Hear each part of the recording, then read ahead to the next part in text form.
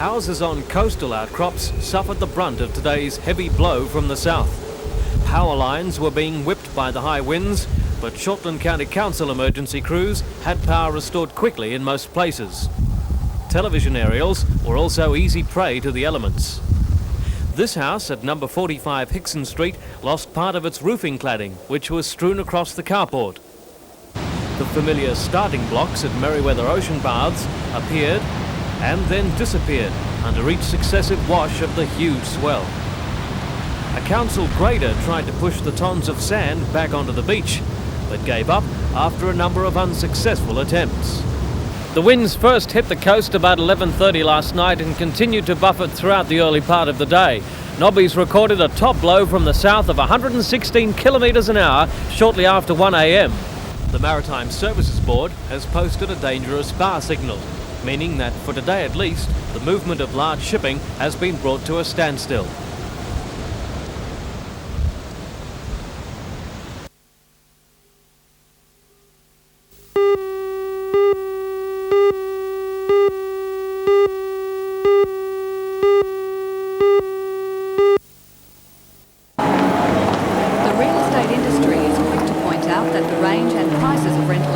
In Newcastle make finding a place to live here a far more attractive prospect than in Sydney. However, the divisional chairman of the Institute, Ron Tapp, says negative gearing and the capital gains tax have completely stopped any new private rental accommodation from being built. During the next 6 months, he says this should restrict the availability of rental accommodation. I believe there'd be a gradual increase in rental, which is the result of these factors taking place, and nobody, of course, would dare attempt to buy or build rental accommodation at the moment. So the government is creating a problem for itself. What about people who already own accommodation which they're renting out? The owner or the investor today, I think, is in a very, very good situation because the supply and demand must sort of change to the point where there'll be more tenants looking for less accommodation, so that rents must increase on a gradual basis depending on the demand. So it's going to be that much harder, though, for somebody looking for a place to rent? Probably over the next 6 months, rents will increase gradually. They may be in a situation, but again we get back to tenant expectations in relation to the rent that they will pay and can afford to pay. Do you think it's likely that the government may introduce rent controls? In New South Wales, I doubt it very much, for the simple reason that it's a well-known fact that other than severe bombing, the best way to flatten a city is to introduce rent control, and following last Saturday, I don't think the government would do that.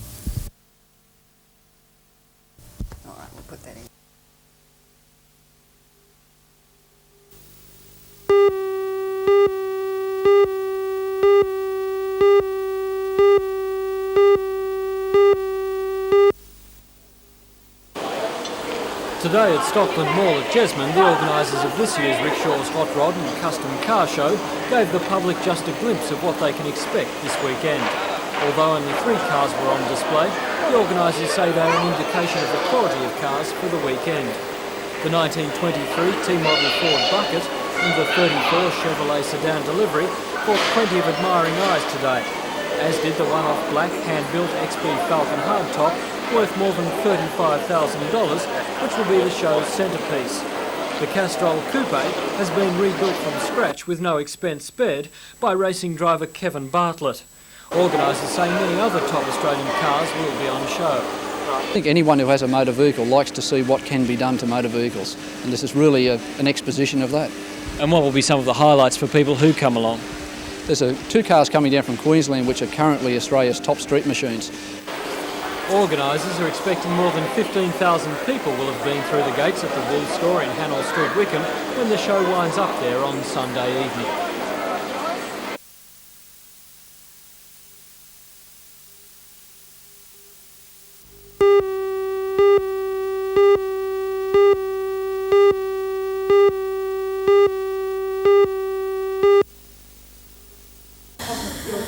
A visit to the Adamstown School Dental Clinic has, over the years since fluoridation, become a painless experience. Approximately 80% of the children treated at the clinic come in only for preventative care and oral hygiene instruction. Now, Jeffrey, there's 3 things you have to do when you brush your teeth, all right? You have to clean all of the outside, all of the backs and all the tops, right? Primary teeth, those that should stay with you all your life, are most susceptible to disease in their first 4 years in the mouth. The consequences of not caring for them is something this 7-year-old is well aware of. 10 big circles. Can you tell me what would happen if you didn't brush your teeth?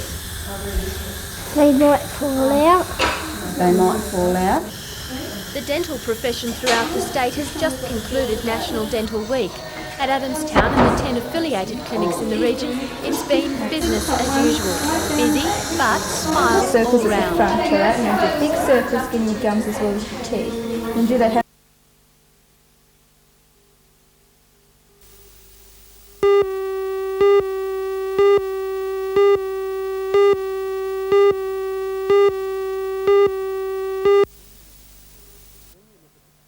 When you look at the team that they have got, John Tate was a well-known Citizens Group fellow and had a very strong following from the Citizens Group in New Lambton. And I think that his power base would be New Lambton, and I don't think that will affect us very much. And of course Peter Barrick, number 2, and I don't think that many Liberal voters would change their vote to vote for him. I rather think that that might affect other groups, but I really don't think it will affect us at all. Citizens Group Lord Mayoral candidate Don Geddes isn't willing to let bygones be bygones as far as his former colleague in the Citizens Group, John Tate, is concerned. John Tate has been rather uncertain in what he's been doing, and he's told people that he wasn't standing, and now he's standing, he's not doing this, he's not doing that, and it actually indicates what his conduct was like in council, and people remember that. John McNaughton, Labor's Lord Mayoral candidate, says it's farcical to think that there can be true independence with no affiliation. No, I don't think so at all. I think that the independents have always... He says the people will see through the new group and so stick to the parties that they know. Now you've got... Somebody mentioned a Clayton's party that you have when you're not having a party. But no matter whether the parties are really feeling threatened by this wild card group of independents or not, they all hope that this surprise latest entry will at least add a spark to an otherwise lacklustre campaign.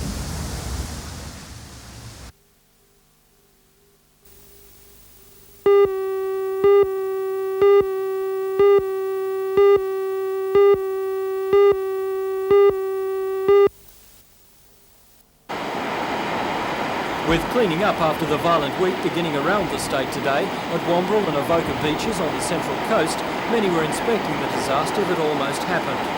The 2 beaches are always hit badly when heavy seas and storms pound the coast.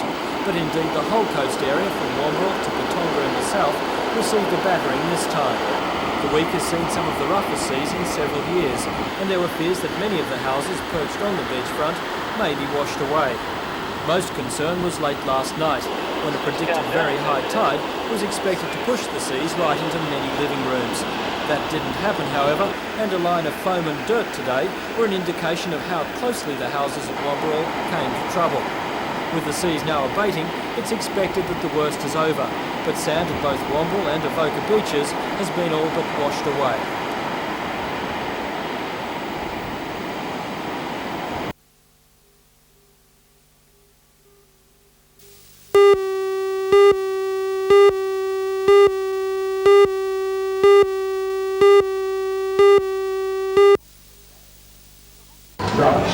The hospital received almost $150,000 in state government funding in January this year to build the Methadone Clinic. It took a long time, 7 months, for the hospital to reorganise its facilities to accommodate the clinic, but today it was open for business. Not all heroin addicts are suited to a methadone program, but those who are now have a choice of 2 clinics in Newcastle, a privately run program based at Broadmeadow which treats about 170 people, and the Royals Clinic.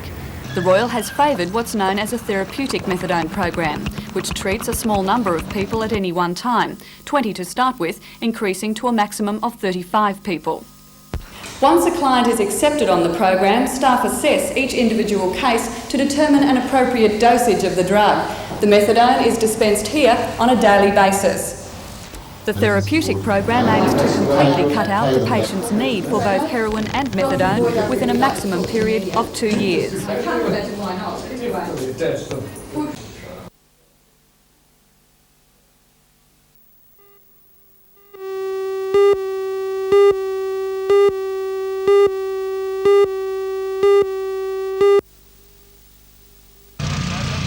The need for training in the event of major disasters has long been recognised by the state's emergency services. Responding to simulated land and air accidents like this one is an effective way of honing skills. The New South Wales Ambulance Brigade is undergoing intensive training of another kind this year to improve their performance. This week, the third and final course in a training series is being held at Merewether. Ambulance officers throughout the state have come together for the exercise, and the emphasis is on saving lives.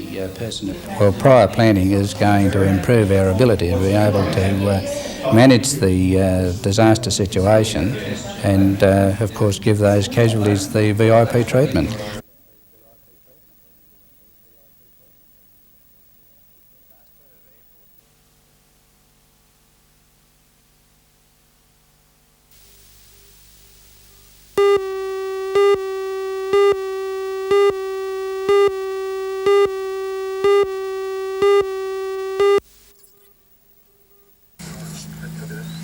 The uninformed could have been forgiven for wanting to dive for cover at the sight of these three commandos stalking the Muswellbrook countryside, or these men staking out a shed, negotiating for the life of a hostage held inside by two desperate escapees.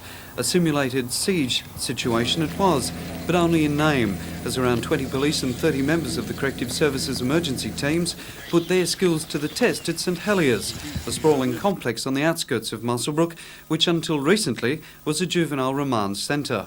Although only an exercise, the emphasis here is squarely on playing out these scenarios as real-life situations. The public has been barred and movements of the media severely restricted. In fact, it's quite a concession for us to get this close, for fear that we could be used as pawns in a real-life hostage drama. More importance to the officers involved, however, was the containment of the escapees and the safety of the hostages. In a carefully planned scenario, 4 inmates of the centre escaped from their cells and took 2 hostages, a worker who was held in this building by 2 of them, and a farmer held at gunpoint in this shed by the others. The officers played the game by the book, their first aim being containment, then negotiation, and finally response. At times, the action was frighteningly real.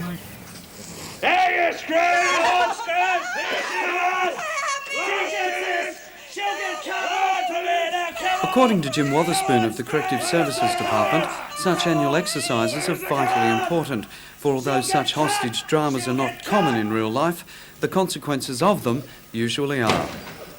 You've got to play it hard, because the harder you play it on exercises, you make more mistakes. So on exercises are the places to make mistakes. And when we do get into the real life situation, we find it 100% easier.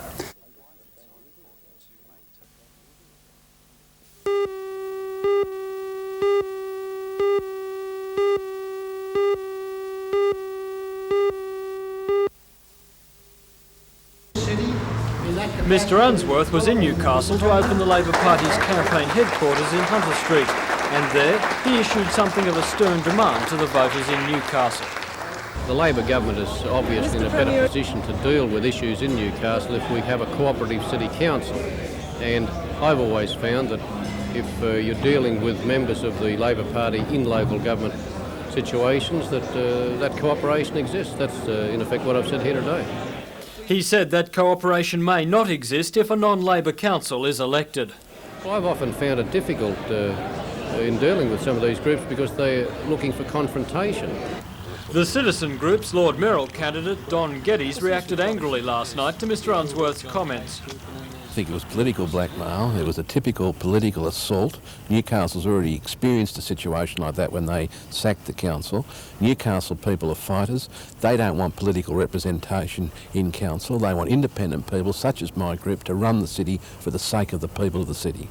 So do you think Newcastle people will get the raw end of the stick, let's say, if the citizens group or any other independent group is elected? I serve notice on the Labor Party in Sydney that should they endeavour to give Newcastle the raw end of the deal, they'll have trouble.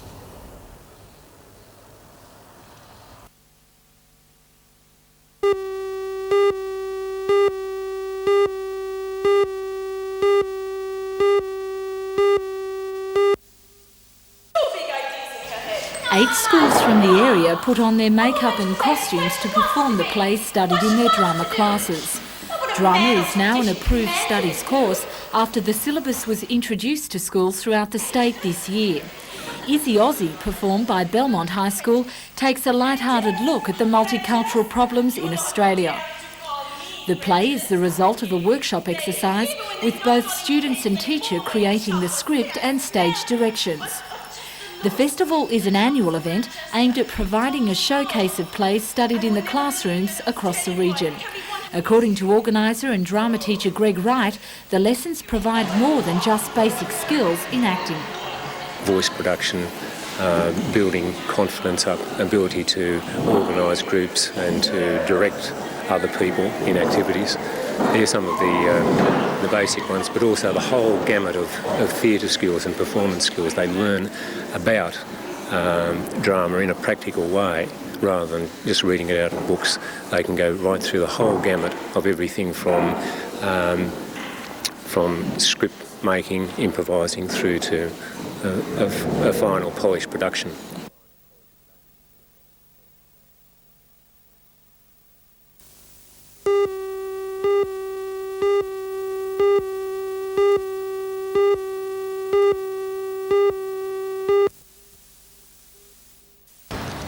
The hearing of charges against Panicelli was adjourned yesterday in Wyong Court. He's been granted bail and will reappear on the 21st of August. On Wednesday, 2 police from the Drug Law Enforcement Bureau and 3 from the Criminal Investigation Branch at Woy Woy raided the property at Buckety after being tipped off on the whereabouts of the marijuana plantation. Police arrested Panicelli and allege his partner escaped, shooting at the police officers. Throughout yesterday morning, police combed the bush for the man.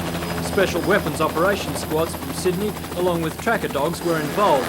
But shortly before lunch, the search was called off. Detective Inspector Don Stevens from the Drug Law Enforcement Bureau says the plantation was well established and the men had enough supplies to allow them to hide in the bush for up to 3 months. We intend to continue patrols in the area, seen anything suspicious, visit housing, people in the houses to see if they've seen anything suspicious, and we'll make a decision in a couple of days' time as to what we'll do. Yes, we certainly do. He has fired at police. Do you believe this fellow is dangerous? At least 2 occasions. Yes, we certainly do. He has fired at stated his intentions at least 2 occasions, shooting it out with police if there is an attempt made to apprehend him. Shooting it out with police if there is an attempt made to apprehend him.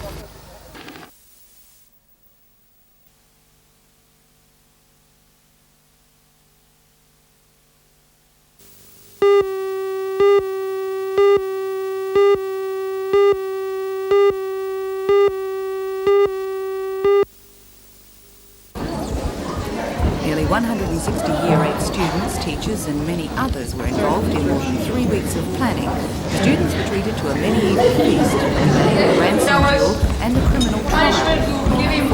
Ended up tied to a nearby door under guard. A life-size chess game could have become a problem, but the winner was chosen by the King's decree. Students and teachers entered into the spirit of the day with costumes. Even a couple of horses were decked out in full regalia for 2 ladies of the court.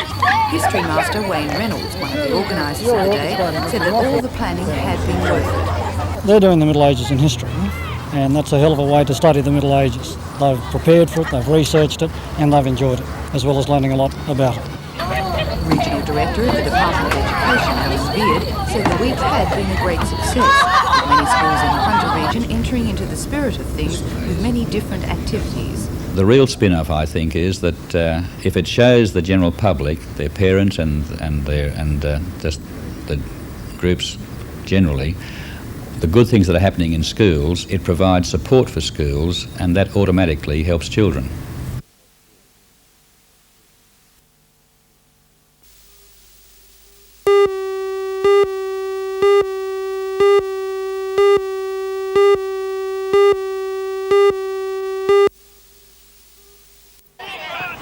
More than 250 players are taking part in the annual Macquarie Amateur Soccer Association's Grand Final playoffs at Evans Park.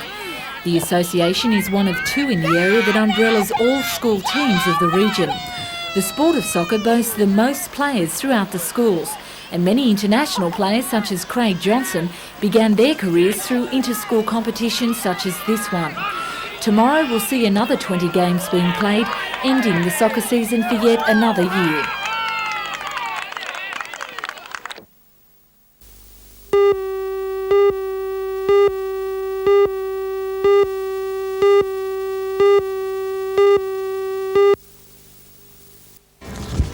Hello, I'm Mark Warren.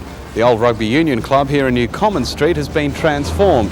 At a cost of nearly $750,000, the club has been refurbished to become the headquarters of Hunter Action Advertising, Newcastle's biggest advertising agency. Join Anna Manzoni and John Church for all the news tonight at 6.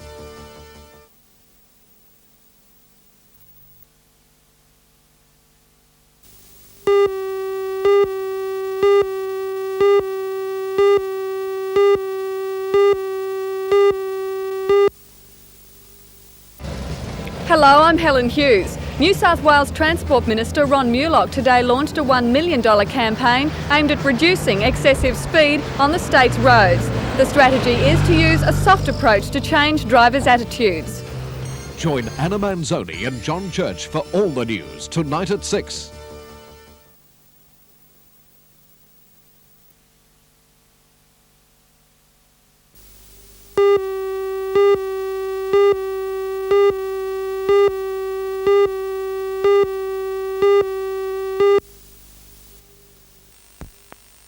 It was a busy morning at the Chamber of Commerce budget breakfast, with most skimming through the summary, trying to work out what the government has given and, more importantly, what it's taken away.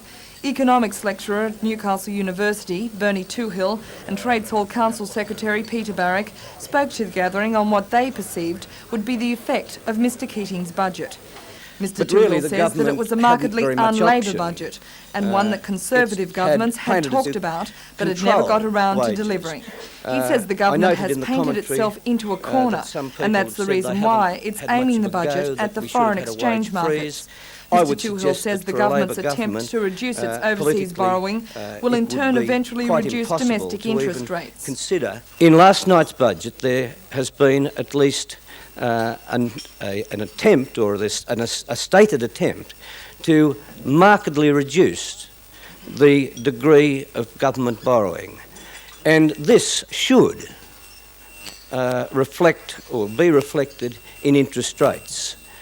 Norm Steep from the Master Builders Association says that while he welcomes a decrease in interest rates, the 10% hike in sales tax on bathroom building products will come as a blow. The future of the prices and income accord could be in serious doubt, according to Peter Barrick. He says the plan to discount wages could result in a union breakout. I think that there would be, to some degree and to a large extent amongst the trade union officials and the trade union officialdom, an acceptance that perhaps there should be a pressing down on wages, a pressing down on living standards, but that is not always possible to achieve down at rank and file level.